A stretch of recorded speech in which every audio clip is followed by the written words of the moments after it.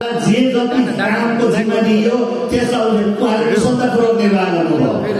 भारतबाट हतियार समूहसँग भ्यालीसम्म ल्याउने, पोर्टलहरू खोजेर मान्छे खोजेर हतियार काठमाडौँ पुर्याउने, बमहरू उहाँलाई जुन जिम्मेवारी दिइयो त्यो पुरा गरियो। उहाँले पुरा गर्नुभयो। हतियार काठमाडौँ आइसकेपछि अब काठमाडौँमा कसरी तहस पार्ने त, कसरी क्रान्ति चाहिँ विस्तार गर्ने भन्दाखेरि जगन्नाथजीले एकैपटक 26 वटा संवेदनशील ठाउँमा विस्फोटन गराउने भनेर उहाँले प्रस्ताव गर्नुभयो।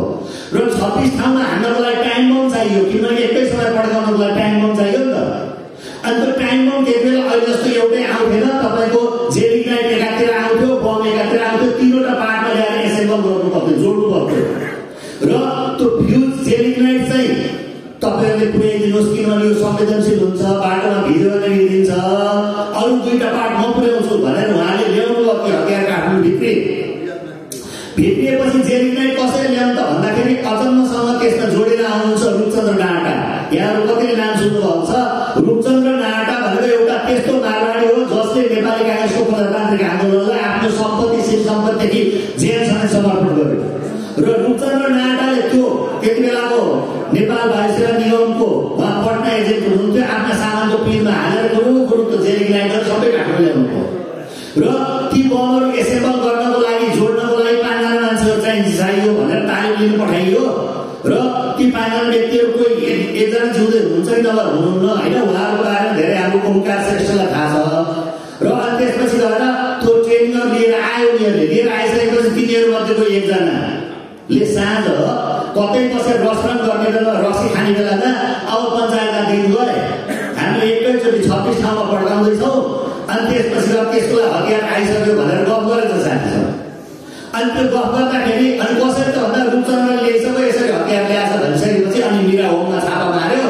ती फ्युजहरू सबै समातिएपछि त्यो योजना के हो त असफल भयो। भनेपछि जगन्नाथजीले जुन दृढता र अनि त्यसपछि जुन किसिमको गोपनीयता राखेर काम गर्नुभएको थियो हो त्यो अनुरूप अरूले पनि भूमिका निर्वाह गर्न सकेको भएर प्रजातन्त्र त्यही बेला पुनर्वादी हुन्थ्यो नि। तसर्थ यसमा मैले जगन्नाथजीको यति कुरा मैले यहाँको अगाडि राख्न खोजेको हो। र आफ्नो प्राप्त जिम्मेवारी पुरा गर्ने जगन्नाथ आचार्य दूरदर्शी हो, अत्यन्त दूरदर्शी नेता हो। पञ्चायतले उहाँलाई चोर्नको लागि निकै प्रयास गरेको, त्यसमा ऊ चाहिँ सफल भएन र उहाँले त्यसमा माग्दैन। तसर्थ उहाँ चाहिँ गणेश माधवको अत्यन्त प्रिय नेता हुनुहुन्थ्यो र त्यागी नेता उहाँ हो, किनभने उहाँले कहिल्यै पनि परिवर्तन बोलाएर काम गर्नको लागि मन्त्री पद चाहिँदैन भन्नुहुन्थ्यो। उहाँ कहिले पनि हुनु भएन। र अब म यहाँको अगाडि यति कुरा राखिसकेपछि समयको अभाव छ, पऱ्यो भने हामी फेरि भेट्नुहोला, फेरि कुरा गरौँला। म आज के भन्न चाहन्छु भने जगन्नाथ आचार्य जस्तो निष्ठा, त्याग, समर्पण र त्यसको क्रियाशीलताको प्रतिमूर्तिका जे जति दस्तावेजहरू छन्, उहाँले लेखेका चिठी पत्र जे जति छन्, बाहिर आएका नआएका, ती सबै कलेक्सन गरेर उहाँका समकक्षहरूसँगको भनौँ न संस्मरणहरूलाई सङ्कलन गरेर जगन्नाथ आचार्यको बारेमा एउटा सिङ्गो कृति, अनुसन्धानको कृति तयार पारेमा भावी पुस्ताले प्रेरणा लिनेछन्। नभए आज चाहिँ बिपीको फोटो देखेपछि यो को हो भनेर सोध्ने युवा पुस्ता आइसकेको छ।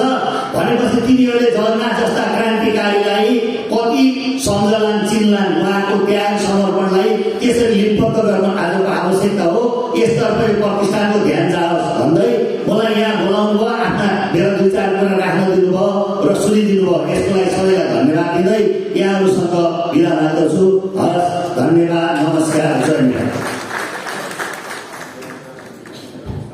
धन्यवाद डाक्टर साहबलाई।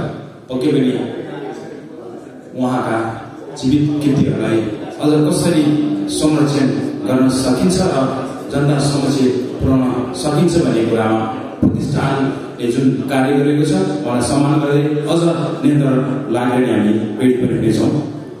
अब हाम्रो आजका प्रमुख अतिथिको पनि छोटो समय भएको हुनाले म हाम्रो सम्मान कार्यक्रम पनि भएको हुनाले म सम्मान कार्यक्रम अगाडि बढाउन चाहन्छु। सम्मान गर्ने क्रममा रहेको आजका प्रमुख अतिथिलाई आजका सम्मानित व्यक्तिहरूलाई सम्मान गरिदिनु विनम्र अनुरोध गर्छु। यसै सिलसिलामा आज बिना दुवा भक्तपुर कलेजका संस्थापक समितिका अध्यक्ष आचार्यको 150औं तिथिको अवसरमा हामीले उहाँको पुरस्कारको व्यवस्थापन गरिरहेको छ। हामीले प्रत्येक उहाँको दिवसको दिन पुरस्कार राशिद्वारा सम्मानित गर्दै आउने गरेका छौँ। 2076 सालदेखि 80 सालसम्म मानवीय संकायको 4औं वर्षमा उत्कृष्ट अङ्क प्राप्त गरेर सर्वोत्कृष्ट विद्यार्थी हुनुभएकोमा बिना दुवालाई हार्दिक बधाई दिँदै उहाँलाई नगद 25,000 सहित प्रमाणपत्रद्वारा सम्मान गरिदिनुमा आजका प्रमुख अतिथिमा हार्दिक अनुरोध गर्दछु।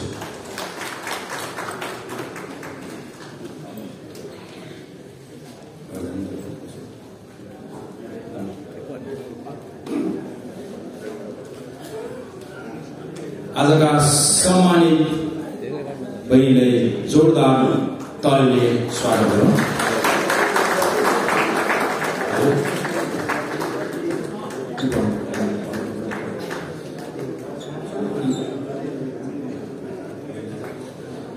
यसैगरी आजका सम्मानित व्यक्तित्व हुनुहुन्छ नेपाली कांग्रेसका केन्द्रीय सदस्य तथा पूर्व मन्त्री टुटीराज शास्त्रीज्यू।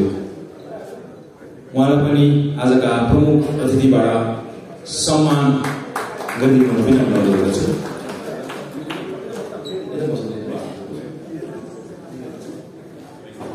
टुटीराज शास्त्रीज्यू आजका सम्मानित व्यक्तित्व हुनुहुन्छ। उहाँलाई पनि सम्मान गरिदिनु विनम्र अनुरोध गर्दछु।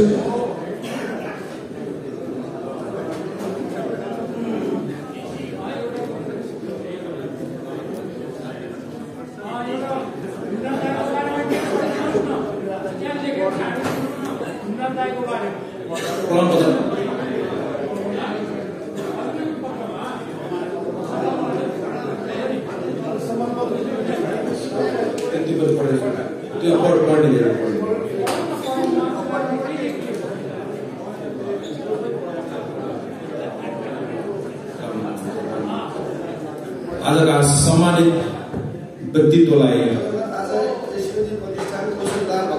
स्थापना 2065 आचार्य स्मृति पुरस्कार श्री टुटीराज शास्त्रीज्यू आत्मदेव थिमी नगरपालिका 1 लुकुमथली भक्तपुर। विश्व 1993 साल ज्येष्ठ 25 गते पिता पण्डित खेमराज पौडेल र माता सारित्रा पौडेलको सुपुत्रका रूपमा अराकाँची जिल्ला नुवाकोट मेहुरी डाँडामा जन्मनुभएका तपाईँ अध्ययनका लागि 2010 सालमा बनारस जानुभई नेपाली कांग्रेसको 2012 सालमा भएको वीरगञ्ज अधिवेशनदेखि नै पार्टीमा सक्रिय रहनुभयो। 2017 साल माघमा भएको पटना सम्मेलनदेखि नै लामो समय भारत निर्वाचनमा रहनुभएका तपाईँ केही वर्ष प्राध्यापक कार्यमा लागि बिपी कोइरालाको सानिध्यमा रहनुभयो। यसरी आफ्नो किशोर अवस्थादेखि नै नेपाली कांग्रेस पार्टीमा संलग्न भई प्रारन्भ पुनर्स्थापनाको कार्यमा सक्रियपूर्वक लाग्दा तपाईँले अनेक यातना भोग्नु भएको छ। तपाईँको अथक र निरन्तर क्रियाशीलताको उच्च मूल्याङ्कन गर्दै यो सम्मान प्रदान गरिएको छ। तपाईँको सुख शान्ति आरोग्यता र दीर्घ जीवनको कामना सहित नेपालको प्रान्तिक आकाशमा अमर बसेको जगन्नाथ आचार्यको 102औं जन्म जयन्तीको अवसरमा सम्मानित हुनुभएकोमा हार्दिक बधाई ज्ञापन गर्दछु। विरोधनाथ आचार्य अध्यक्ष, प्रकाशमानसिंह प्रमुख अतिथि, नेपाल सरकारका प्रधानमन्त्री। वैशाख 11 गते।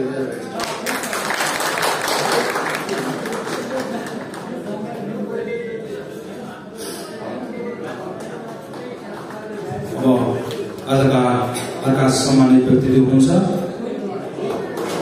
नेपाली कांग्रेसका पूर्व सभापति आदरणीय तिलक प्रकाश काफ्लेज्यू। पूर्व जिल्ला सभापति तिलक प्रकाश काफ्लेज्यू।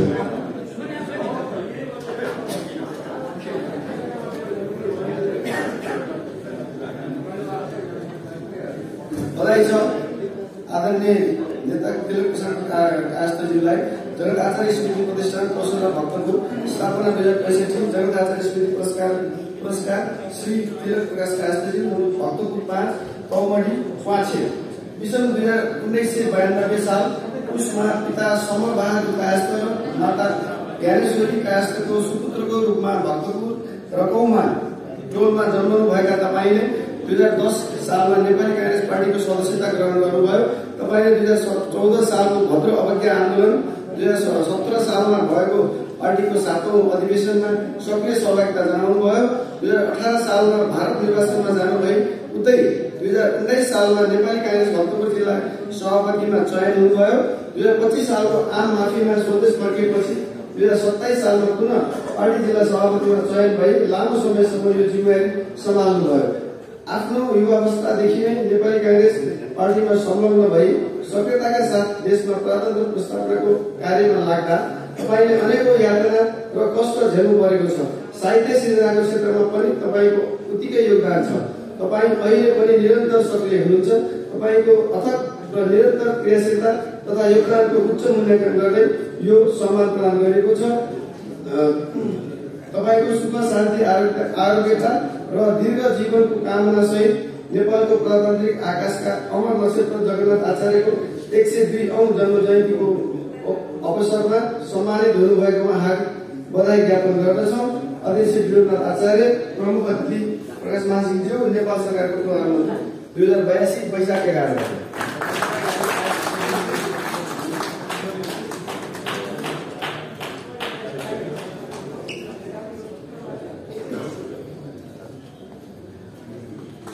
आजका अर्का सम्मानित व्यक्तित्व हुनुहुन्छ नेपाली काङ्ग्रेसका आदरणीय नेता गोविन्द कृष्ण जोशीज्यू।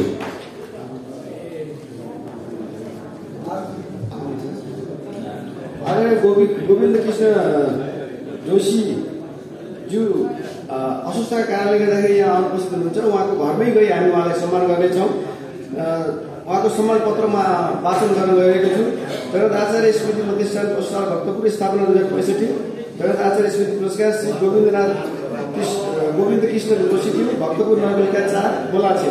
विषम 1986 साल श्रावण शुक्ल पूर्णिमाका दिन पिता स्वर्गीय राधाकृष्ण जोशी र माता बेली माया जोशीका सुपुत्रका रूपमा जन्मनुभएका तपाईँ 2007 सालको राणा शासन विरोधी आन्दोलनमा सक्रियतापूर्वक लाग्नुभयो। त्यस्तै राजा महेन्द्रले 2017 साल पौष 1 गते बौद्धले संसदीय व्यवस्था भङ्ग गरी निरङ्कुश व्यवस्था लादेको प्रतिरोधमा उत्रनु हुँदा निरन्तर 6 वर्षसम्म बन्दी जीवन व्यतीत गर्नुभयो। यसरी आफ्नो युवा अवस्थादेखि नै नेपाली काङ्ग्रेस पार्टीमा संलग्न भई देशमा प्रजातन्त्र स्थापना र पुनर्स्थापना कार्यमा सक्रियतापूर्वक लाग्दा तपाईँ अनेकौं यातना र कष्ट भोग्नु भएको छ। तपाईँको अथक र निरन्तर क्रियाशीलताको उच्च मूल्याङ्कन गर्दै यो सम्मान प्रदान गरेको छ। तपाईँको सुख शान्ति आरोग्यता र दीर्घ जीवनको कामना सहित नेपालको प्रजातान्त्रिक आकाशमा अमर नक्षत्र जगन्नाथ आचार्यको 102औं जन्म जयन्तीको अवसरमा सम्मानित हुनुभएकोमा हार्दिक बधाई ज्ञापन गर्दछौँ। विनोदनाथ आचार्य, अध्यक्ष, प्रमुख अतिथि प्रकाश महासिंहज्यू, नेपाल सरकारका प्रधानमन्त्री 2082 वैशाख 11 गते। धन्यवाद। उहाँको सम्मान पत्रलाई हामी उहाँको घरमा पछि पुर्याउनेछौँ। आजको कार्यक्रमका प्रमुख अतिथि माननीय उपप्रधान तथा शहर विकास मन्त्री निकै व्यस्तताका बावजुद पनि यो कार्यक्रममा आएर हाम्रो कार्यक्रमलाई सफल र शोभा बढाइदिनु भएको छ। यसको लागि म सम्पूर्ण प्रतिष्ठान लगायत मधुपुर टिभी र भक्तपुर जिल्ला तर्फबाट हार्दिक धन्यवाद र नमन गर्न चाहन्छु। उहाँको व्यस्तताका कारण उहाँले मलाई अलिक चाँडो बोल्ने कार्यक्रम राख्नु भएको छ। यसै सिलसिलामा म उहाँलाई आफ्नो सान्दर्भिक मन्तव्य राखिदिन विनम्र अनुरोध गर्दछु।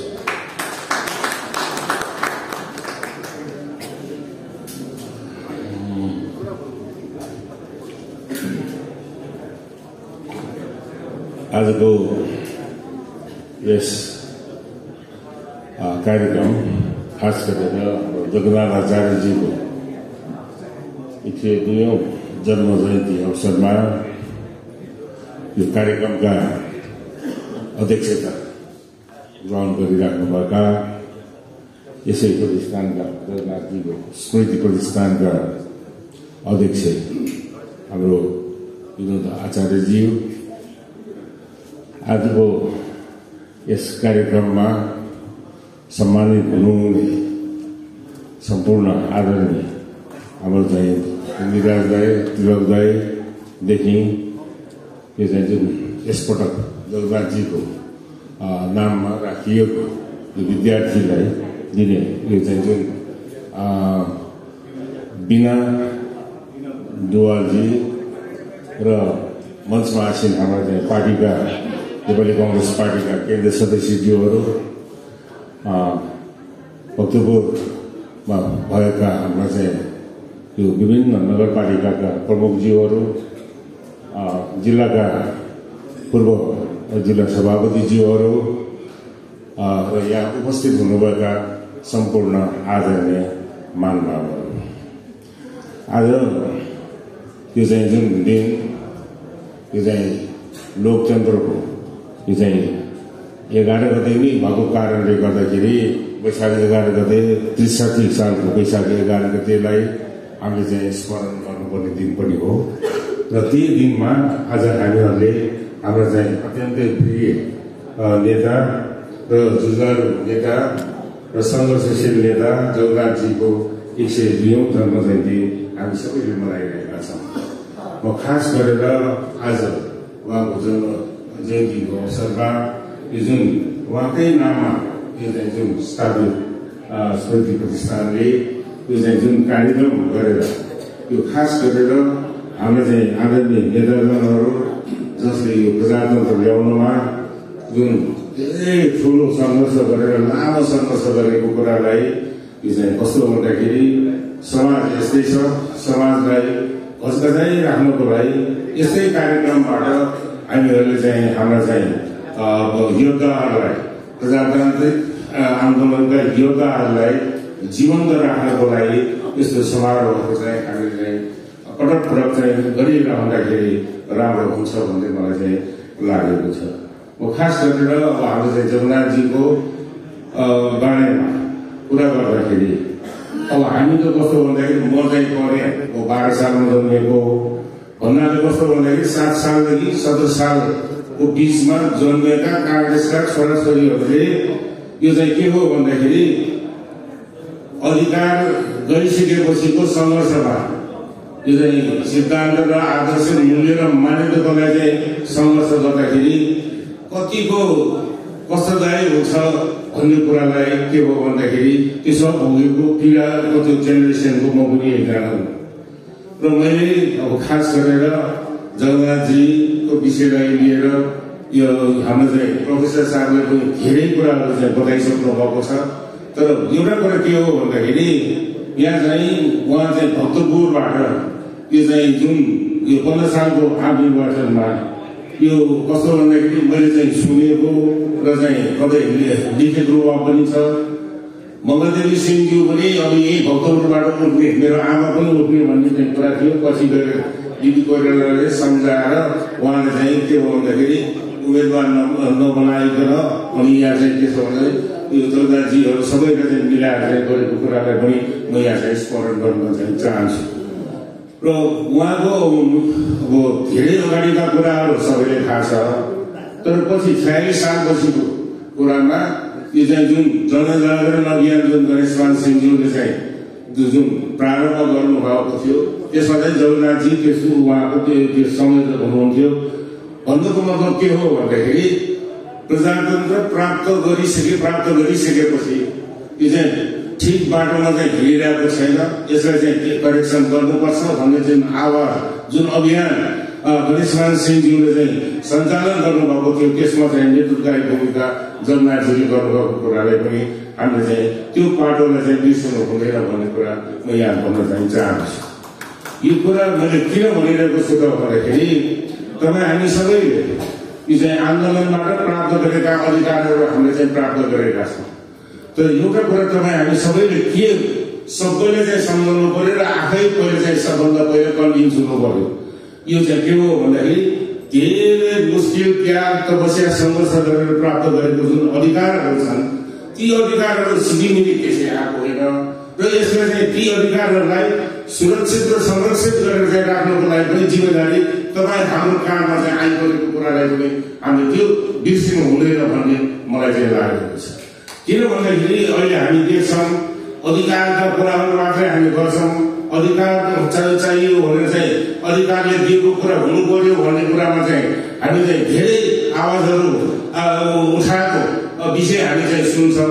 तर अधिकार सँगसँगै अर्को पाटो भनेको त आफूले गर्नुपर्ने जिम्मेदारी कर्तव्यको बारेमा पनि त हामीले कुरा उठाउनु पर्यो नि त। यो चाहिँ मैले भन्न खोजेको के हो त भन्दाखेरि यो प्राप्त गरेको अधिकारलाई यो हल्का रूपमा चाहिँ हामीले चाहिँ लिएर यो चाहिँ के हो भन्दाखेरि हाहामा चाहिँ लागेर कसैको लहैमा लागेर यो चाहिँ के हो भन्दाखेरि मुस्किलले बडो मुस्किलले प्राप्त गरेको चाहिँ ती अधिकारहरू चाहिँ फेरि चाहिँ के हो भन्दाखेरि त्यो चाहिँ घुम्न पनि सक्ने भएको कारणले गर्दाखेरि त्यसमा हामीले संवेदनशील भएर चाहिँ सबै चाहिँ लाग्नुपर्छ आजको दिनमा भन्ने मलाई लागेको छ।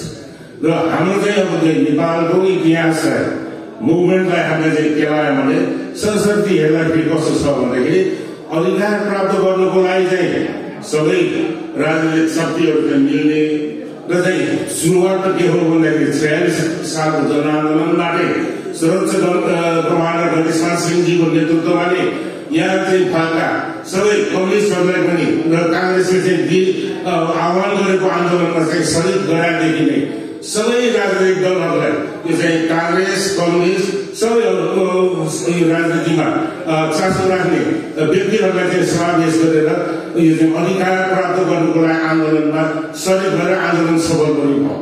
46मा पनि भयो, पछि गएर 60-62 आन्दोलनले पनि के हो भन्दाखेरि गुमेको अधिकार फेरि चाहिँ प्राप्त गर्नमा चाहिँ सफल भएको कुरालाई हामीले चाहिँ यसरी चाहिँ हामीले चाहिँ राम्रोसँग चाहिँ समाज चाहिँ राख्नु पर्ने भयो।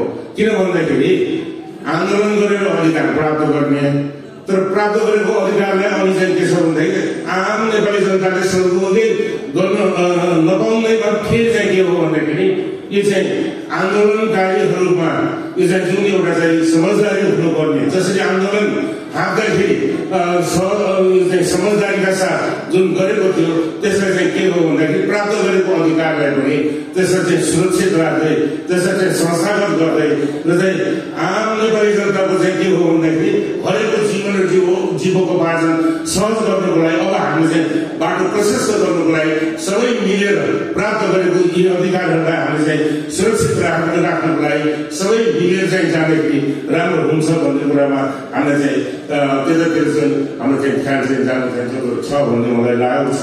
आजको दिनमा म फेरि पनि जगन्नाथ आचार्यजी उहाँले चाहिँ गरेको चाहिँ सङ्घर्ष उहाँले गरेको चाहिँ त्याग उहाँले चाहिँ भनौँ न यो चाहिँ पोलिटिकल जीवनमा लाग्दाखेरि यो मूल्य आदर्शको राजनीतिमा लाग्दाखेरि उहाँले चाहिँ भोग्नु भएको चाहिँ कष्ट र चाहिँ जुन सबै कुराहरूको त्यसलाई चाहिँ हामीले चाहिँ आजको दिनमा हामीले चाहिँ उहाँप्रति यो चाहिँ सच्चा हामीले चाहिँ के हो भन्दाखेरि उहाँले चाहिँ रेस्पेक्ट चाहिँ हामीले चाहिँ सम्मान चाहिँ हामीले चाहिँ दिनु भनेकै कुरा के हो भन्दाखेरि उहाँले चाहेका उहाँको जीवन्त हुँदाखेरि गर्न खोज्नु भएको कुराहरूलाई चाहिँ अब हामीले हाम्रो चाहिँ समयमा हामीले चाहिँ के हो भन्दाखेरि त्यसलाई चाहिँ प्राप्ति गर्नुको लागि त्यतातिर चाहिँ त्यो बाटोतिर चाहिँ हामी जाँदाखेरि उहाँले चाहिँ सच्चा श्रद्धाञ्जली हामी दिएको थर छ। र म खास गरेर आजको दिनमा मलाई चाहिँ अत्यन्तै खुसी लागेको छ जगन्नाथजीको नाममा खोलेको यो स्मृति प्रतिष्ठानले यो जुन हाम्रो चाहिँ धुनीराज दाईदेखि लिएर हाम्रो तिलक दाईदेखि लिएर सबैलाई चाहिँ जुन सम्मान गर्ने जुन उहाँहरूले चाहिँ यो प्रचलनलाई अगाडि सारिराख्नु भएको छ यो चाहिँ के हो भन्दाखेरि सोसाइटीमा यो चाहिँ के हो भन्दाखेरि एउटा सकारात्मक दिशातर्फ राष्ट्र जनतालाई चाहिँ लग्नको लागि यो चाहिँ जुन सङ्घर्ष गरेका व्यक्तिहरूलाई कदर गर्नुको लागि हामीले चाहिँ यो चाहिँ जुन कामहरू चाहिँ गरिरहेका छौँ। यसले गर्दाखेरि के हुन्छ त भन्दाखेरि राम्रो काम गर्ने दुःख गरेकाहरू राम्रो कामको लागि दुःख हुन्छ तर दुःख भएका पनि राम्रो काम त्यसलाई चाहिँ एउटा लक्ष्यमा पुर्याउनुको लागि लामो सङ्घर्ष गर्नेहरूको कदर गर्न जाने खण्डमा सोसाइटीले समाजले पछि पनि के हो भन्दाखेरि राम्रो गर्नेहरूलाई चाहिँ सम्मान हुन्छ भन्ने कुरालाई त्यो सन्देश पनि दिने भएको कारणले गर्दाखेरि त्यो मान्यतालाई पनि साबित गर्ने भएको हुनाले यसले चाहिँ राम्रै गर्छ भन्ने मलाई चाहिँ लागेको छ। म धुनीराज दाईदेखि लिएर हाम्रो तिलक दाईदेखि सबैलाई अब म चाहिँ के हो भन्दाखेरि म स्वयं मैले भने म त तपाईँहरूलाई चाहिँ यो चाहिँ सम्मान गर्नु योग्य व्यक्ति त म होइन तर त्यही पनि अब दाईहरूले चाहिँ त्यत्रो गर्नुभएको छ म त तपाईँहरूको भाइ नै हो। मैले चाहिँ के हो भन्दाखेरि यो जुन अवसर हाम्रो चाहिँ जगन्नाथ आचार्यजीको स्मृति प्रतिष्ठानले तपाईँहरूले चाहिँ सम्मान गर्ने त्यो अवसर मैले चाहिँ प्राप्त गरेँ। म आफैले चाहिँ अत्यन्तै भाग्यशाली चाहिँ मैले ठानेको छु। यदि भन्दै म फेरि पनि सबैलाई यो चाहिँ जुन हामीहरूले प्राप्त गरेको अधिकारहरूलाई सुरक्षित राख्दै संस्थागत गर्दै आम नेपाली जनताको यो चाहिँ हरेक जीवन र जीवकोपार्जन सहज गर्ने बाटोमा हामी चाहिँ लागौँ यति भन्दै म फेरि पनि मेरो चाहिँ अरू पनि धेरै कार्यक्रम भएको हुनाले मैले चाहिँ विमलजीदेखि मलाई चाहिँ निमन्त्रण गर्न आउँदाखेरि मलाई एकदम गाह्रो थियो तर मैले मलाई भने चाँडै राख्नुहोस् मलाई चाँडै विदा गरिदिनुहोस् म चाहिँ फेरि अरू कार्यक्रमहरूमा पनि जानु छ भनेको थियो र त्यही अवस्था चाहिँ भएको छ म अन्तिम समयसम्म चाहिँ बस्नु पाएन त्यसको लागि म क्षमा माग्दै यो कार्यक्रमको पूर्ण सफलताको कामना गर्दै मेरो भनाइ यहीँ आउँछु हस् धन्यवाद जय धन्यवाद आजका प्रमुख अतिथिलाई उहाँले जना आचार्यज्यूले प्रजातन्त्रको लागि गर्नुभएको सङ्घर्ष र प्रजातन्त्र पश्चात पनि त्यसको संरक्षणको लागि विभिन्न अभियानहरू सञ्चालन गर्नुभएको छ त्यो बारे विस्तृत जानकारी दिएर गइसक्नु भएको छ म यसको लागि म उहाँलाई हार्दिक धन्यवाद दिन चाहन्छु अब हामी कार्यक्रमलाई निरन्तरता दिनेछौँ प्रमुख अतिथि व्यस्तका बाबत पनि उहाँले यत्रो समय दिनुभयो हार्दिक धन्यवाद पनि दिन चाहन्छु म अब मन्तव्यकै क्रमलाई अगाडि बढाउन चाहन्छु मन्तव्यकै क्रममा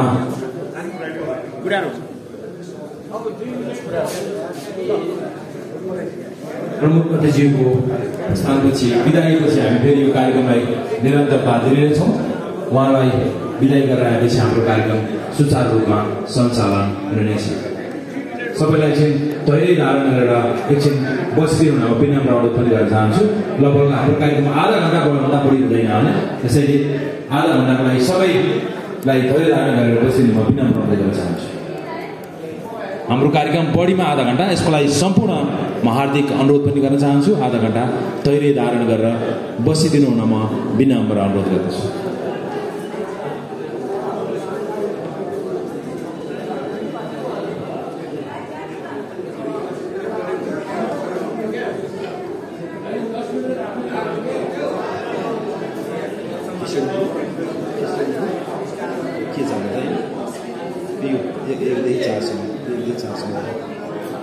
एकदमै 400 है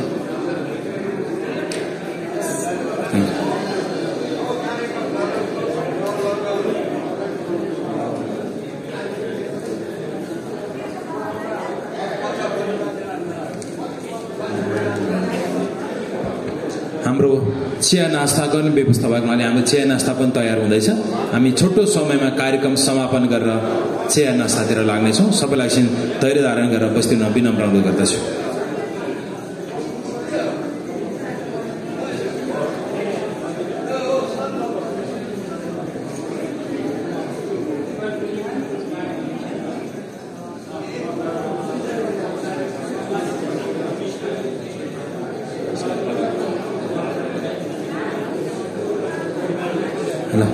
आजका सम्मानित व्यक्तिहरूको तर्फबाट आदरणीय तिलक प्रकाश खात्री आफ्नो सान्दर्भिक बनाइरहन विनम्र अनुरोध गर्दछु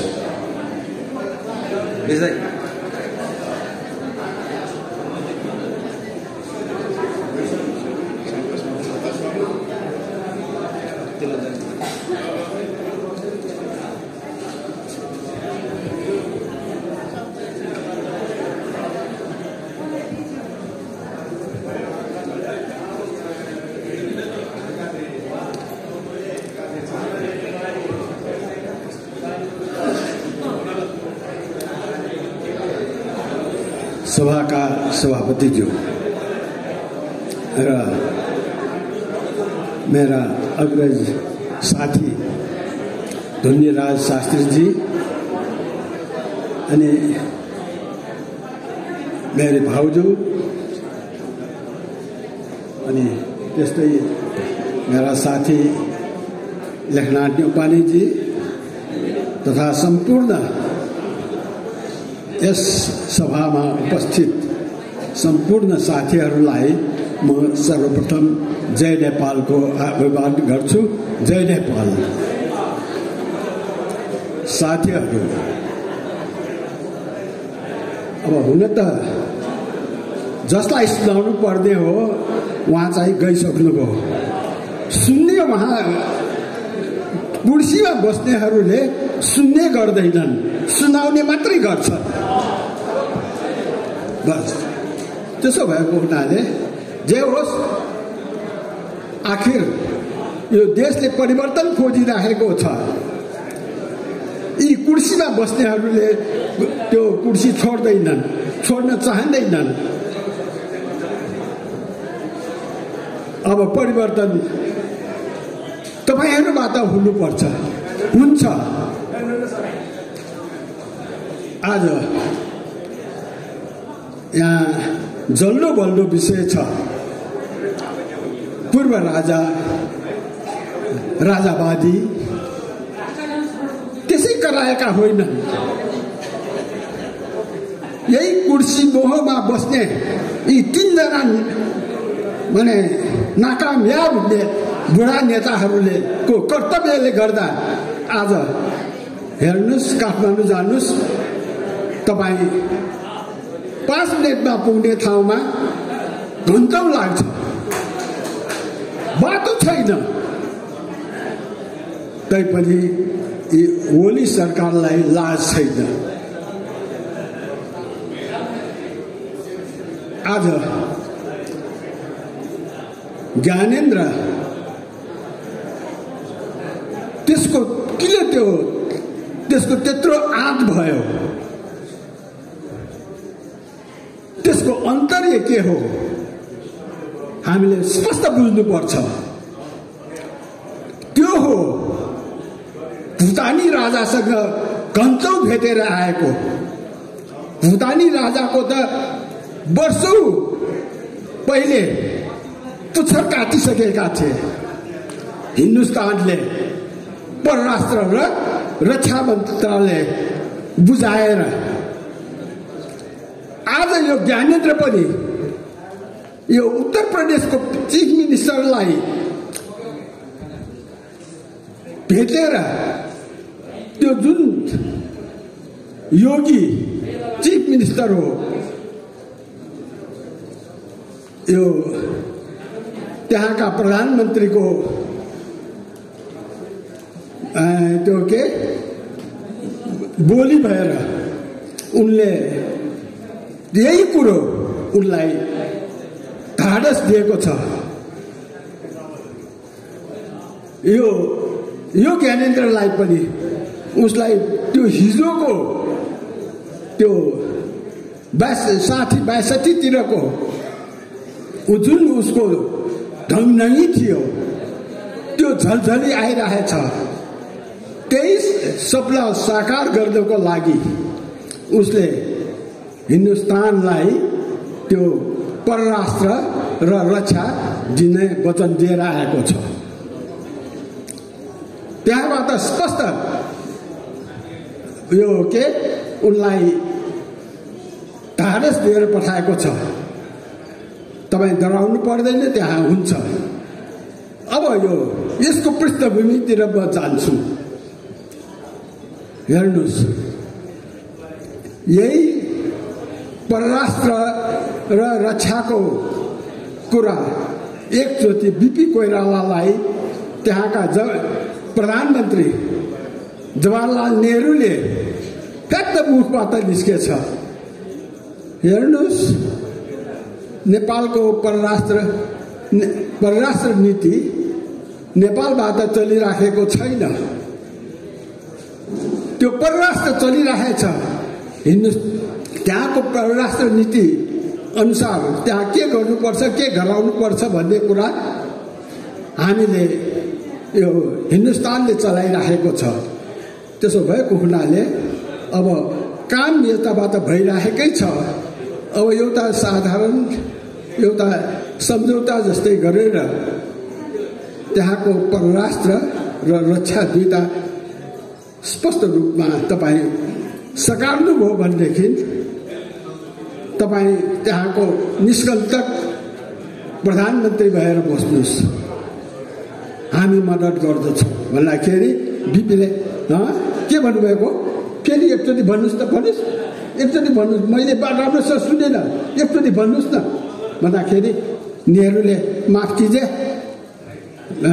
गलती से वो बात आ गई, छोड़ दीजिए, उस बात को छोड़ दीजिए भनेको थियो।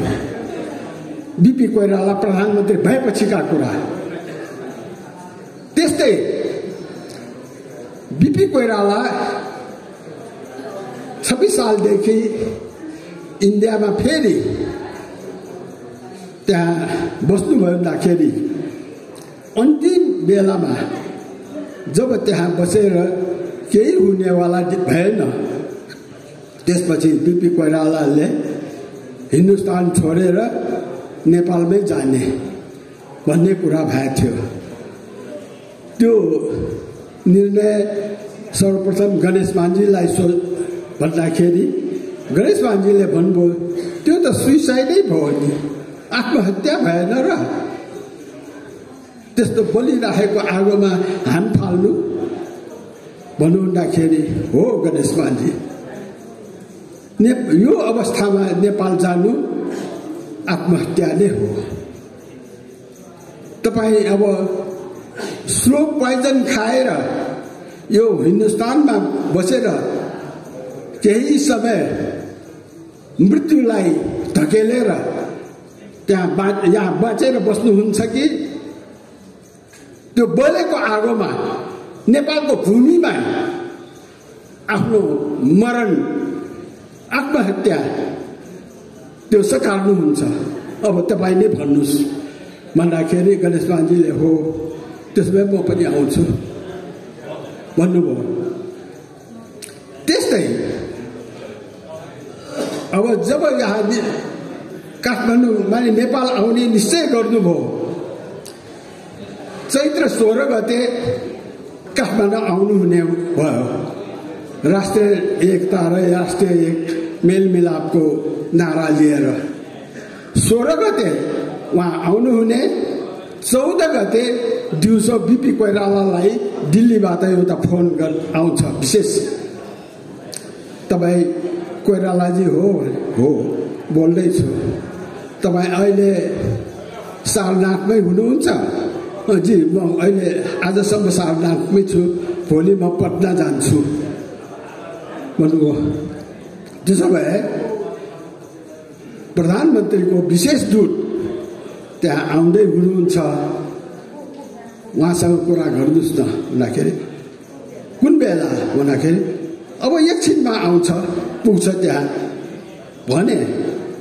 भनेपछि नभन्दै 10 मिनट 15 मिनटभित्र आइपुगे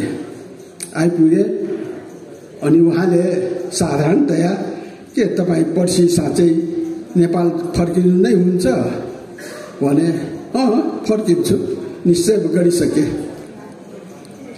त्यो त त्यहाँ तपाईँहरूलाई जान्ने बित्तिकै हप्ता दिनभित्रै खास गरी तपाईँहरू 2 जना तपाईँ र गणेश मान्जीलाई फाँसी दिने निर्णय गरिसकेका छ त्यहाँ भन्दाखेरि ठिक छ, त्यहाँ जाँदा हामीलाई तुरन्तै मारिन्छौँ हामी, तर यहाँ स्लो पोइजन खाएर बसिरहनु मेरो दिमागले कन्साइन्सले मलाई त्यो दिएन। आफ्नो मातृभूमिमै मर्नुपर्छ भनेदेखि बरु म आफ्नो मातृभूमिमै मर्न जान्छु त्यो निर्णय गरिसके भन्दाखेरि उनले अब बीपी कोइरालालाई सम्झाउन सक्ने त्यो उनी भएन। अनि पछि आएर उनले के भने भनेदेखि म्याडमको एउटा विशेष कुरो छ भने, अनि के कुरो भन्नुहोस् न भन्दाखेरि नेपालको परराष्ट्र र रक्षा त्यो दुईटा तपाईँ सकार्नुहोस् हुन्छ दिन्छु भनेर म्याडमले भन्नुभएको छ। तपाईँलाई आजीवन नेपालको राष्ट्रपति बन्ने या प्रधानमन्त्री बन्ने त्यो त्यो ग्यारेन्टी म्याडमले लिनुभएको छ। यही हो विशेष कुरा भन्दाखेरि हो भने जानुहोस् उठ्नुहोस् भनेर यसरी सोफामा बसिरहेको त्यो विशेष दूतलाई उठाएपछि जाइए जहाँ से आए हैं वहीं से जाइए ऊ चाहिँ अल्मलिएर उठेर अल्मलिएर बसिया थियो। अनि उनले भने जाइए भने लाचार भएर गएथ्यो। त्यसरी बचाइराखेको यो नेपाल हो। नेपालको इज्जत त्यसरी बचाइराखेको हो। एक यिनीहरू बरु राष्ट्रवादी भन्छन्। फेरि यिनीहरू यो राजाहरूका राष्ट्रवादी, चाहे त्रिभुवन, चाहे महेन्द्र, चाहे यो ज्ञानेन्द्र, अझ वीरेन्द्र पनि, यी चारैजना हेर्नुहोस्। त्रिभुवनले त त्यो त्यहाँ हिन्दुस्तानको जवाहरलाल नेहरूलाई भनेको थियो, त्यहाँ जब त्यहाँ 7 सालमा इन्डिया गएर बस्नुभयो त्यस बेला अब यो राणाहरू मान्दैनन्। अब सङ्घर्ष यहाँ गरेर सङ्घर्ष के गर्ने, खालि सङ्घर्षले पनि उसँग पनि धेरै शक्ति छ, त्यसै हुन सक्दैन। बरु यो नेपाल इन्डियाले नै लिदिए हुन्छ भनेर प्रस्ताव गरिसकेका थिए। मोहन शमशेरले पनि त्यो धान्न नसकेर, नेपाली कम्युनिस्टको सङ्घर्षलाई धान्न नसकेर मोहन शमशेरले लेखेर दिएको थियो, नेपाल हिन्दुस्तानले लिए हुन्छ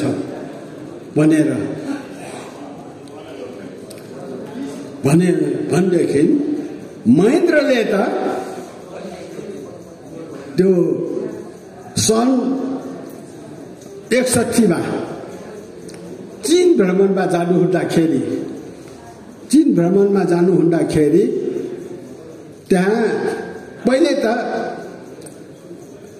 यो के चाउइनलाईले, त्यहाँको प्रधानमन्त्री चाउइनलाईले माउन्ट एभरेस्ट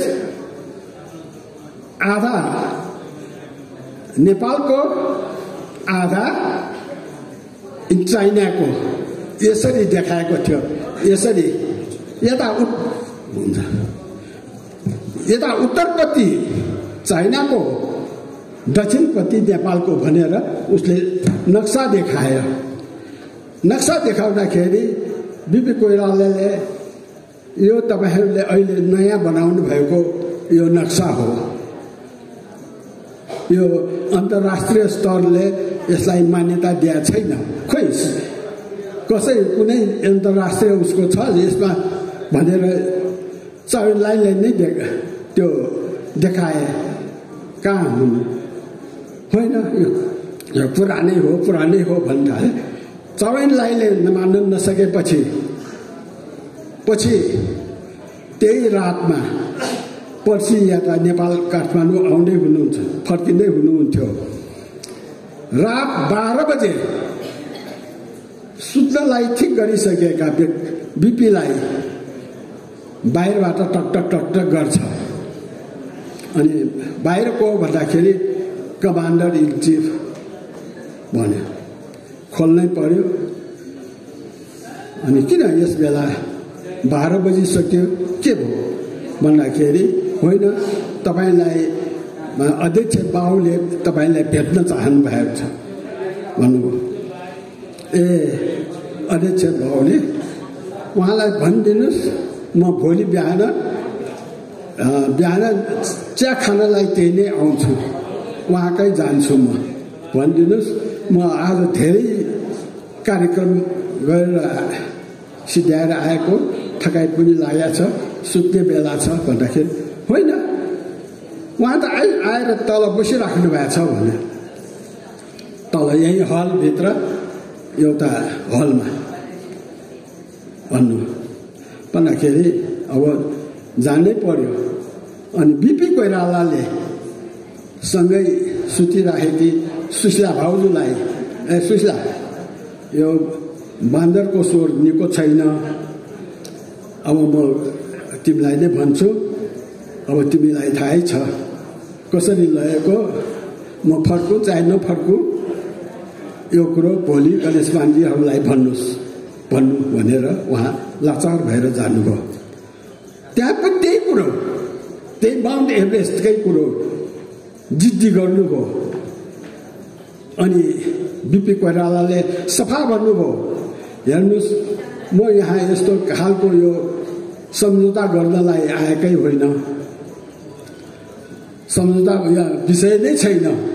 त्यसो भएको हुनाले मेरो माथि दुई तह माथि छ, एउटा पार्लियामेन्ट अर्को राजा। म कसरी यहाँ बसेर यो अँध्यारो कोठामा सम्झौता गरौँ?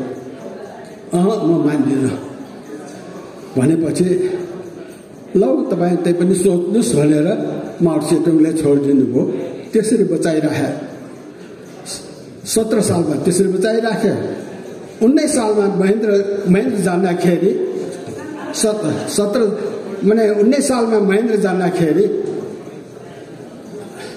माउन्ट सेतुङको पाउमा चढाएर आए माउन्ट एभरेस्ट आधा। यही हो राजाहरूको राष्ट्रियता। धन्यवाद। जय नेपाल। धन्यवाद आदरणीय हाम्रा तिलक प्रसाद कास्तीज्यूलाई। उहाँले उहाँको एउटा जीवनी यस्तै वृत्तान्त एकदम हत लाग्दा कुराहरू गरेर जानुभएको, जुन हामीले सुन्न पनि पाएका थियौँ। यसको लागि म उहाँलाई हार्दिक धन्यवाद पनि दिन चाहन्छु। अब कार्यक्रम हामी अन्त्यतिर आइसकेका छौँ। अब वरिष्ठ देउडा गायक श्री नन्दकिशन जोशीजीलाई प्रस्तुतिको लागि विनम्र अनुरोध गर्दछु।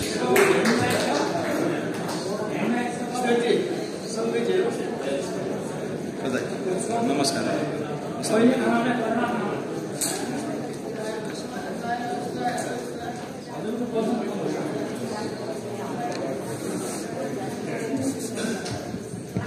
आदरणीय सभापति महोदय, यस कार्यक्रमका प्रमुख अतिथिज्यू, आदरणीय दाई ढुण्डिराज शास्त्रीज्यू, तिलक कायस्थज्यू, लेखनाथ दाई, मञ्चमा आस्थिन हुनुभएका आदरणीय साथीहरू, यहाँ उपस्थित हुनुभएका सम्पूर्ण दाजुभाइ तथा दिदीबहिनीहरू, आज 19औं लोकतन्त्र दिवस हो। हामी यतिखेर 19 वर्ष पहिले जेलमा थियौं, लोकतन्त्र आयो। यहाँहरू सबैलाई हार्दिक मङ्गलमय शुभकामना छ। मैले केही कुराहरू म पक्कै पनि बोल्छु, समय मागेर बोल्छु।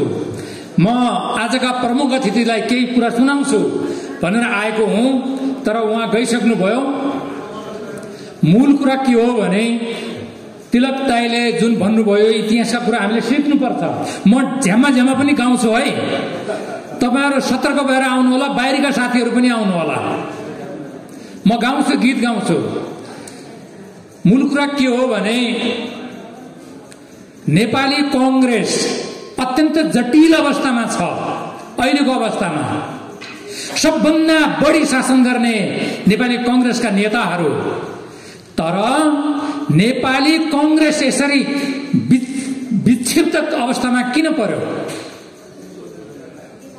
मै खाऊ मै लाऊ, कसैलाई माथा माथ, कसैलाई पुरपुरमा हात।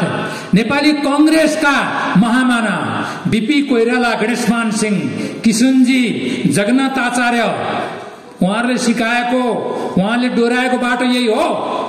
म नेताहरूलाई भन्न चाहन्छु, कसैलाई जहिले पनि पदै पद, आफूलाई मात्र होइन आफ्नो श्रीमतीलाई पनि पद हारेको मान्छेलाई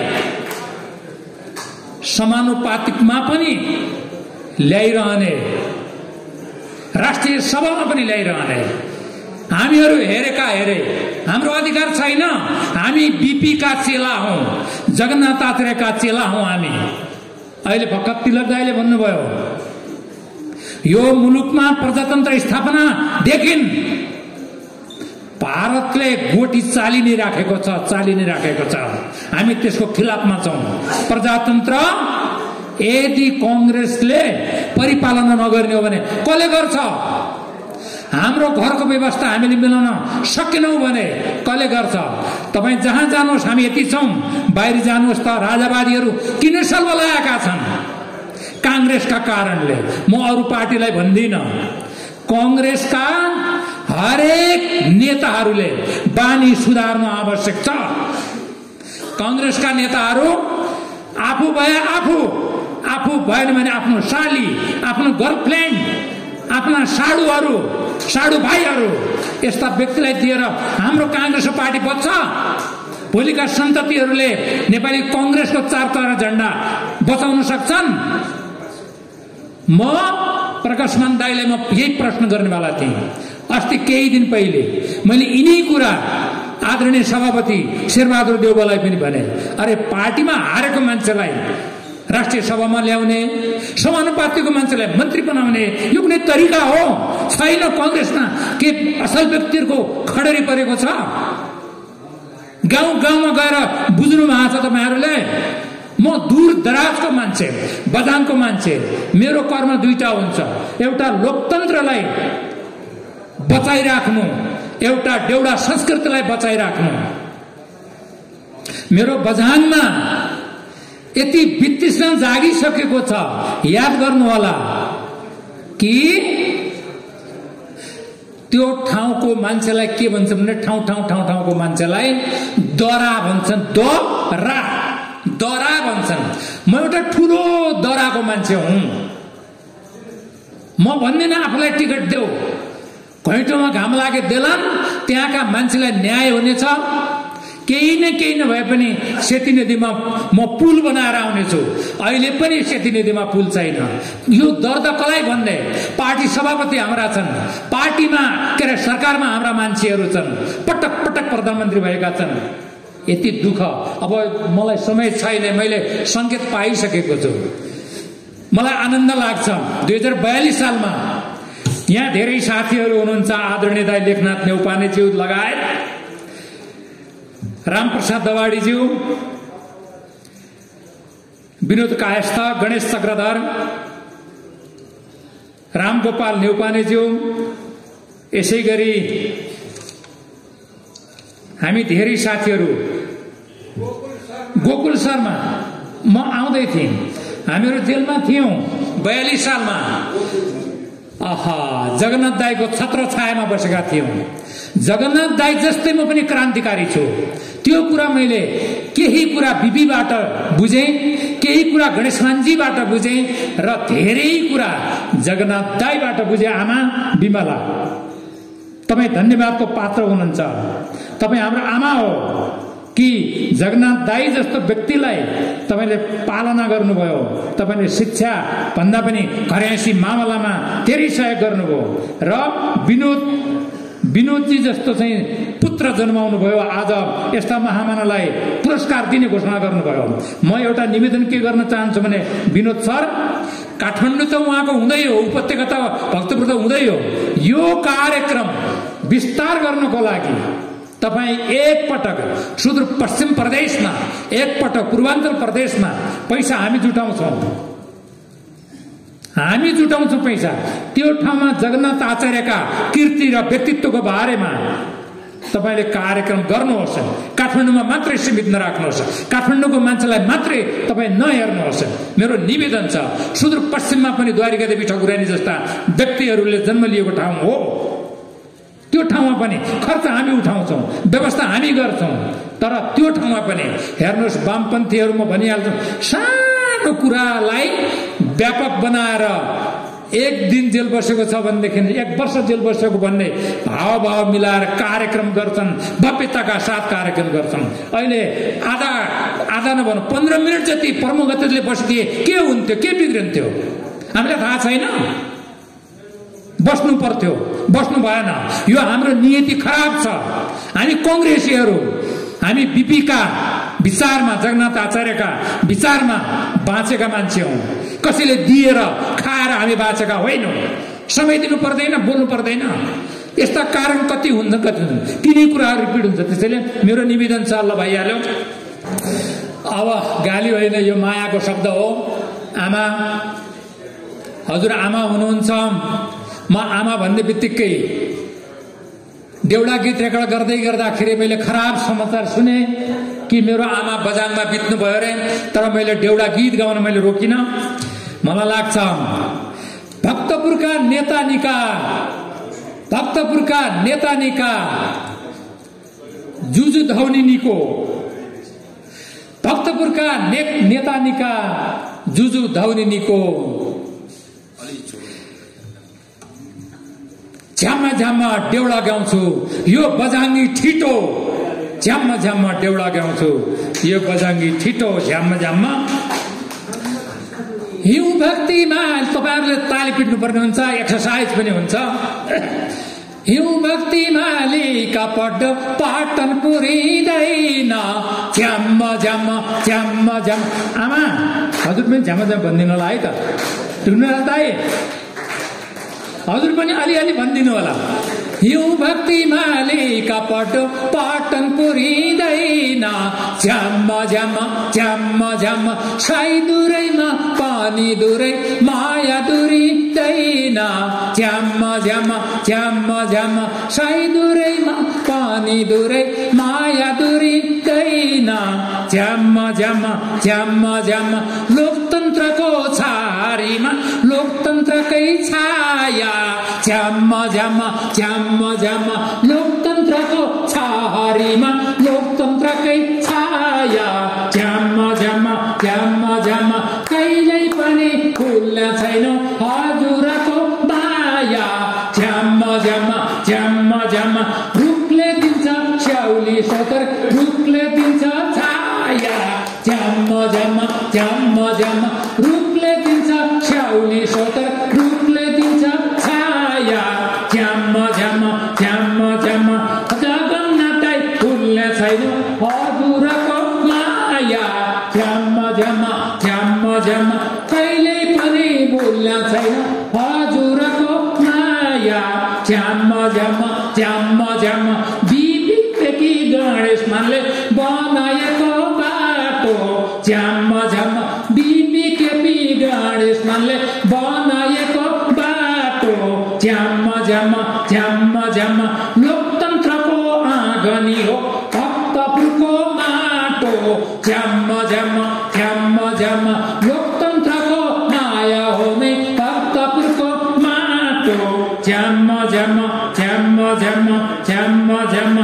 कठै हाम्रा टुन्डिरा दाइ, कठै यता दाइ, झ्याम्मा झ्याम्मा झ्याम्मा झ्याम्मा। सबैलाई निरोगी बनाऊ, सबैलाई निरोगी बनाऊ दक्षिण काली माई, झ्याम्मा झ्याम्मा झ्याम्मा झ्याम्मा झ्याम्मा झ्याम्मा झ्याम्मा झ्याम्मा।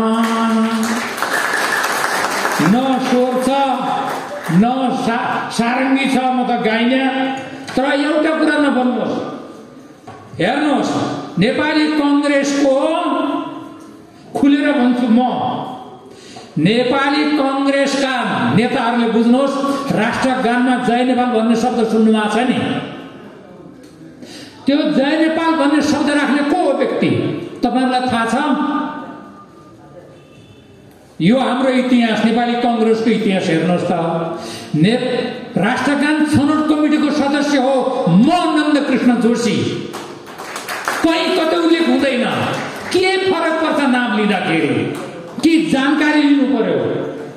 हाम्रो नेपाली कङ्ग्रेसको इतिहास मैले विनोद कायस्थलाई निस्तेज गर्ने इतिहास, यस्तो कहीँ हुन्छ?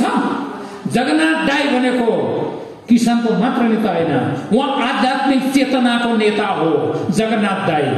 मैले धेरै सङ्गत गरेको छु। 9 महिना नखु जेल बस्दाखेरि उहाँले जनजागरण अभियानमा 2051 सालमा तिमी उठा बजाङबाट भनेर मेरो घरमा आउनुभयो सुकीधारामा। दाइ म चाहिँ उठ्दिनँ। ल त्यसो भने गणेशमानजी कहाँ जाऊ, गणेशमानजी कहाँ लिएर जानुभयो। ट्याक्सीमा गयो। बुढाले तँ बामन जगन्नाथ आचार्यले भनेको मान, मैले भनेको मान भन्दा म भर्खरको व्यक्ति, नेपाली कङ्ग्रेसको सिद्धान्त विहीन म काम गर्दिनँ भनेर म अडानमा बसेँ। अहिले सम्झन्छु जगन्नाथ दाइले त्यो जनजागरण अभियानमा मलाई बजारमा तिमीलाई कति चाहिन्छ 5 लाख रुपियाँ दिन्छु तिमी उठ भनेको। तर म उठिन। म नेपाली कङ्ग्रेसलाई छोड्न सक्दिनँ, जगन्नाथ आचार्य जस्ता व्यक्तिहरूको मार्ग पनि छोड्न सक्दिनँ। मलाई बोलाउनु भयो, तपाईँहरू आज अभिनन्दन दिनुभयो, हार्दिक बधाई छ। आमा निरोगी बन्नु होला। हवस् त, धन्यवाद। जय नेपाल। मलाई मञ्च दिनुभएकोमा धन्यवाद। धन्यवाद।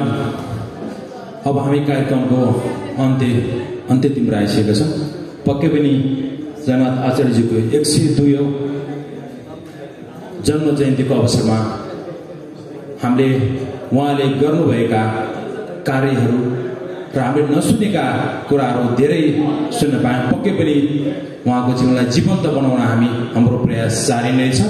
अब कार्यक्रमको अन्तमा यसै प्रतिष्ठानका अध्यक्ष आदरणीय श्री विनोदनाथ आचार्यज्यूलाई आफ्नो भनाइ राखी कार्यक्रम समापन गरिन विनम्र अनुरोध गर्छु। यसै गरी म कार्यक्रम प्रस्तोता कृष्ण हरि आचार्य, मध्यपुर ठिमी नगरपालिकाको प्रवक्ता, मध्यपुर ठिमी नगरपालिका वडा नम्बर 3 को वडा अध्यक्ष र मध्यपुर ठिमी नगरपालिका वडा नम्बर 3 को वडा सदस्य बिदा हुन्छु। धन्यवाद। जय नेपाल।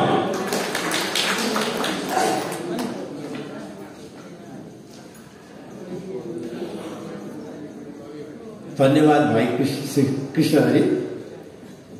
आजका प्रमुख अतिथि उहाँको टाइमको व्यस्तताले बस्न सक्नु भएन, गइसक्नुभयो। डायसमा उपस्थित हुनुभएका विशिष्ट महानुभावहरू ढुण्डीराज दाई, तिलक दाई, आमा विमला आमा, लेखनाथजी लगायत सबै साथीहरू, उपस्थित अन्य दाजुभाइ दिदीबहिनीहरू, म लामो सम्बोधन गर्दिनँ, टाइम धेरै गइसकेको छ, बोकाइसक्नु भयो होला सबै। तैपनि एउटा दुईवटा कुरा मैले बोल्नै पर्छ। आजको प्रोग्राममा भक्तपुर जिल्ला बहुमुखी क्याम्पस 2016 सालमा जगन्नाथ आचार्यले बडो कष्टसँग स्थापना गर्नुभएको थियो। त्यतिखेर म सानो एउटा चाहिँ भनिहाल्छु। परशुनारायण चौधरी शिक्षा मन्त्री हुनुहुन्थ्यो। जगन्नाथ आचार्यले डिग्री कलेज यहाँ राख्नु भन्नुभयो। त्यो बेला डिग्री कलेज, ब्याचलरलाई डिग्री कलेज भनिन्थ्यो। अनि परशुनारायण चौधरीले डिग्री कलेज होइन, इन्टर कलेज मात्रै राख भन्नुभयो। अनि एकैचोटि ब्याचलर नदिने, इन्टर मात्रै राख भन्नुभयो। उहाँले मान्नु भएन। होइन, भक्तपुर जिल्लामा आवश्यक छ, एउटा पनि महाविद्यालय छैन, डिग्री राख्नुपर्छ भन्नुभयो। त्यो चाहिँ दुईजनाको मिलेन। आखिर बिपी कोइराला प्रधानमन्त्री हुनुहुन्थ्यो, बिपी कोइराला कहाँ पुग्यो। उहाँले दुईजनै त्यो मन्त्री र चाहिँ सांसदको विन गर्ने के गरी प्रस्ताव गर्नुभयो भने ल त्यसो भएदेखि अहिलेलाई इन्टर कलेजको स्वीकृति दिने, पढाइ चाहिँ ब्याचलरको पनि राख्ने, अर्को साल गएर ब्याचलर पनि स्वीकृति दिउँला भनेर दुवैको मुख बुझो लगाएर त्यसरी त्यत्रो जोडले चाहिँ त्यो स्थापना भएको भक्तपुर कलेज हो। तर साथीहरूले यति ठुलो चाहिँ काङ्ग्रेसको योगदान, काङ्ग्रेसको कारणले भक्तपुरमा त्यत्रो कलेज, अहिले त्यत्रो बहुमुखी क्याम्पस छ, त्यो काङ्ग्रेसले स्थापना गरे हो, जगन्नाथ आचार्यले स्थापना गरे हो भएर काहीँ भनेको सुनिँदैन। यसलाई त क्यास गर्नु पर्थ्यो नि साथीहरूले, यो भन्दैनन्। अनि अहिले चाहिँ जगन्नाथ आचार्यको 100औं जन्मदिनदेखि हामीले के गर्नु, जसो तसो गरेर बाहिर कोहीसँग लिएको छैन, परिवारबाटै यसो मुठी दान उठाएर सानो कोष खडा गरेर हरेक वर्ष चाहिँ त्यहाँबाट उत्कृष्ट हुने विद्यार्थीलाई दिने थोरै एउटा सम्मान मात्रै हो, नोमिनल मात्रै छ, एमाउन्ट धेरै छ, 25,000 को मात्रै छ। अब यो भविष्यमा हामीले कोषको अलिकति स्वीकृति गर्न सक्यौँ भने अलिकति त्यो एमाउन्ट बढाउने पनि हाम्रो लक्ष्य छ। र आज चाहिँ सम्मानित हुनुभएको दिना दुवाल बहिनी हुनुहुन्थ्यो। अनि त्यो टप गर्ने भक्तपुर कलेज चाहिँ अहिले मास्टर लेभलमा पनि पढाइ हुन्छ। तर मास्टर लेभलको पढाइ चाहिँ के छ भने आन्तरिक स्रोतबाट मास्टर लेभलको हुन्छ। अनि गभर्नमेन्टको अनुदानमा ब्याचलरसम्म मात्रै हुन्छ। त्यहाँका प्राध्यापकहरूसँग सल्लाह गर्दाखेरि जगन्नाथजीले ब्याचलरसम्मको पनि गर्नुभएको हो। अहिले आफ्नो सोर्सबाट मात्रै चल्या हुनाले भोलि त्यो लहराउनु पनि सक्छ, अथवा चाहिँ रहला ब्याचलर टप गर्दा मात्रै त्यो मानविक, खासै उहाँको लाइन लेटरमा अर्थनीति भएको हुनाले अरू चाहिँ विज्ञान सिज्ञान संकाय होइन, यो मानविकी संकायबाट टप गर्दै चाहिँ दिउँ भएर हामी 2080 सालबाट यो सुरु गऱ्यौँ, 81 सालमा दिन खोलेको, त्यसपछिको रिजल्ट आएको छ। नआएपछि लास्ट इयर चाहिँ हामीले त्यसलाई ड्रप आउट गऱ्यौँ। अनि यसपालि चाहिँ पायो, क्याम्पसले उपलब्ध गरायो। यो बहिनी बिना दुवाल चाहिँ त्यो 4 वर्षमै हाइएस्ट स्कोर चाहिँ उहाँले प्राप्त गर्नुभएको छ। त्यो अनुसार चाहिँ उहाँलाई आमन्त्रण गरेर हामीले त्यो पुरस्कार चाहिँ सम्मान गऱ्यौँ। बहिनीको चाहिँ अब सुखद भविष्यको र अझै उत्कृष्टता हासिल गर्ने कामना गर्छौँ त्यो यो एउटा बाटोमा। अनि चाहिँ ढुण्डिराजजी जस्तो जगन्नाथ आचार्यसँग समकालीन हुनुभयो, जिल्लामा चाहिँ समय लडेको भिडेको, निर्वाचनमा गएको उहाँ तिलकदाई हुनुभयो। अर्को गोविन्द जोशी हुनुहुन्छ, 97 वर्षको हुनुभयो, उहाँ यहाँ आउनु सक्नु भएन। हामी घरमै गएर उहाँलाई चाहिँ त्यो दिन्छौँ, सम्मान दिन्छौँ। अब लेखनाथजी हुनुहुन्छ, अघिल्लो वर्ष हामीले उहाँलाई गऱ्यौँ। उहाँ जगन्नाथ आचार्यसँगै समकालीन लेखनाथजी, ढुण्डिराज दाई, तिलकदाई यहाँ देख्नु पाउँदाखेरि हामीलाई चाहिँ गर्व लागेको छ। प्रतिष्ठानले उहाँहरू जस्ता व्यक्तिलाई सम्मान गर्न सक्यौँ, त्यसमा प्रतिष्ठान चाहिँ निकै खुसी छ। अब त्यहाँ पनि जान्छौँ। अब यो पाठमा यति भने अघिल्लो वर्ष चाहिँ जगन्नाथ आचार्यको प्रतिमा राख्नु स्थापना गर्ने सम्बन्धमा चर्चा निकै चलेको थियो। त्यसको चाहिँ केही अगाडि बढेको पनि छ। त्यो कसरी बढेको छ भने 1 दशक अगाडि नै त्यो लोकन्थलीको खाली ठाउँमा त्यतिखेर वृक्षारोपण हरेक वर्ष गरिन्थ्यो बिपी जयन्तीमा। अर्को वर्ष त्यो वृक्ष चाहिँ हुर्किया हुँदैन थियो। हामीले 5-7 वर्ष सधैँ वृक्षारोपण गर्ने, वृक्ष कहिले पनि नहुर्कने अवस्था थियो। अनि 1 दशक अगाडि चाहिँ त्यो ठाउँ नै चाहिँ एप्रोप्रिएट हो भएर बिपी चिन्तन प्रतिष्ठानको हरिकोल भट्टराईजी आउनुभयो, हामीसँग सम्पर्क गर्नुभयो र त्यहाँ चाहिँ जगन्नाथ आचार्यको र बिपी कोइरालाको स्ट्याच्यु राखौँ, बिपीको त्यहाँ सुन्दर्यमा मात्रै छ, यहाँ कहीँ छैन, कति चाहियो भन्नुभयो। त्यो ठाउँ नै उपयुक्त हो भएर हामीले चाहिँ केही त्यसको चाहिँ एक्सर्साइज पनि गऱ्यौँ। हाम्रो विजय खड्का भाइलाई त्यो संयोजक बनाएर झन्डै 1 दर्जन जति मिटिङ गऱ्यौँ हामीले बिपी चिन्तन प्रतिष्ठानसँग। अनि मैले बिचमा चाहिँ 2टाको अतिरिक्त कमलबहादुर खड्काको पनि त्यसोले 3टा चाहिँ गरौँ है, त्यसमा सहमति भयो। कमलबहादुर खड्का पनि लामो समय चाहिँ जेलमा बसेर जेलमा अरू आउने जाने अहिलेको रामचन्द्र पौडेल सम्मान्य राष्ट्रपति, अब पार्टी सभापति शेरबहादुरजीहरू त युरोम हुनुहुन्थ्यो, उहाँ जानुहुन्थ्यो, 6 महिना 3 महिना बस्नुहुन्थ्यो। अभिभावक चाहिँ कमलबहादुर खड्का हुनुहुन्थ्यो। त्यसको व्यक्तित्व लामो समय किशोरजीलाई बिपीसँग काम गरेको मान्छे, उहाँको पनि किन नराखौँ भएर 3टा शालिग राख्ने चाहिँ भयो। तर बिचमा के भयो, शालिग राख्दाखेरि बिपी उद्यान चाहिँ भयो, बिपीको मात्रै स्थिति भयो। अब त्यो आफ्नो चाहिँ कारण होला, के कारणले त्यो हुनुभयो त्यो म जान्न अहिले। अनि त्यसपछि अब त्यहाँ फेरि चाहिँ पहिलेको जस्तो अर्को 2टा स्ट्याच्यु थपौँ भएर हामीले एक्सर्साइज गऱ्यौँ। अनि केही मिटिङहरू पनि भयो, सम्बन्ध भयो। अनि हाम्रो मेयर साहबसँग 2-3 राउन्ड कुरा गर्दाखेरि उहाँ कन्भिन्स हुनुभयो। उहाँले चाहिँ के भन्नुभयो भने मलाई यो कुरो पार्टीबाट पनि आयो भने अलिकति सजिलो हुन्छ भन्नुभयो। अब त्यसमा हाम्रो मदन कृष्ण श्रेष्ठ केन्द्रीय समितिको 2-3 जना 4 जना मात्रै, सन्तोष भट्टराई, कृष्णहरि वडा अध्यक्ष, म भएँ, मदन कृष्ण श्रेष्ठ, यति बिचमा छलफल हुँदा त्यो हो। अनि त्यसको लागि चाहिँ हामीले जुटाइयो। त्यसपछि पार्टीकै चाहिँ नेटवर्कबाट इकाइ, यो 3 वडाका इकाइ सभापतिहरू, वडा अध्यक्षहरू, अनि नगर सभापति, प्रदेश सभापति, क्षेत्रीय सभापति, जिल्ला सभापति, तिनीहरूको मिटिङ बोलायो। छोटे मास मिटिङ टाइपको होइन, कन्सर्निङ मान्छे मात्रै बोलाएर। अब यहाँ कति मान्छेहरूले अरूलाई बोलाइएन, महाधिवेशन प्रतिनिधि, महासमिति त्यो रूपमा चाहिँ जान खोजिएको थिएन, कन्सल्टिङ मान्छेहरू मात्रै, स्मल इज ब्युटिफुल त्यसरी चाहिँ बोलाइएको थियो। त्यो बोलाएर चाहिँ त्यो ठाउँ नै उपयुक्त हो भन्ने कुरो त्यहाँ छलफलमा निष्कर्ष भयो। त्यसपछि त्यो माइटिङ भयो। अब अहिले चाहिँ हामीले मेयर साहबलाई प्रतिष्ठानले पनि यस्तो निर्णय पार्टीले गरे हुनाले त्यसमा चाहिँ सहयोग गर्नु छिटो भएर लेख्यो। अनि इकाइले पनि त्यो पार्टीको चाहिँ निर्णय उहाँलाई दिएको छ।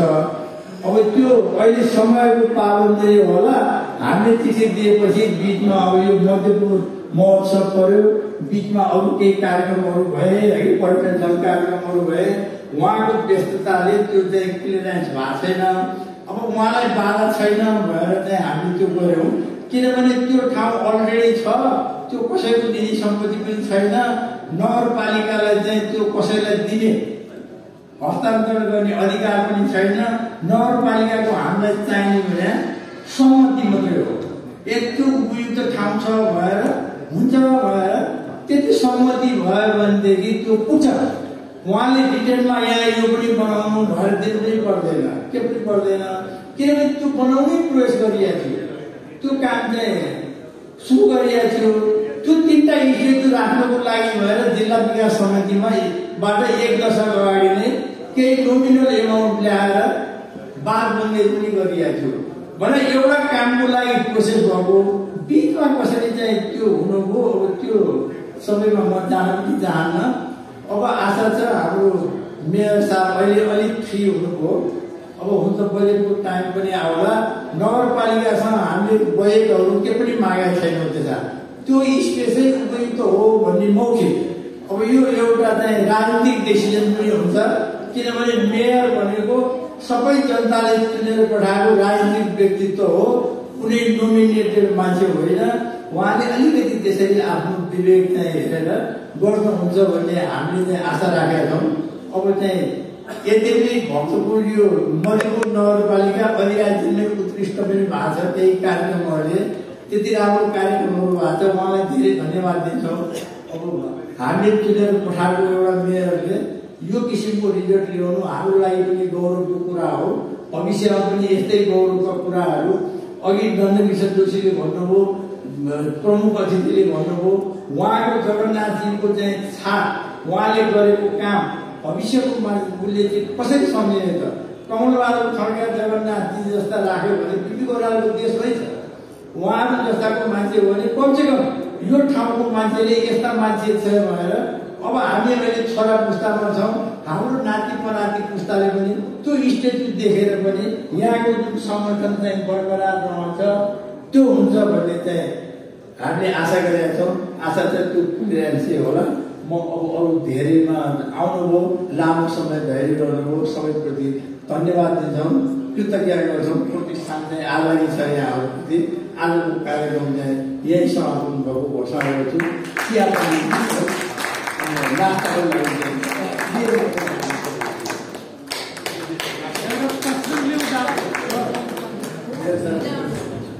खाना नास्ता लिएर सबैलाई गरिदिन विनम्र अनुरोध गर्दछु। धन्यवाद।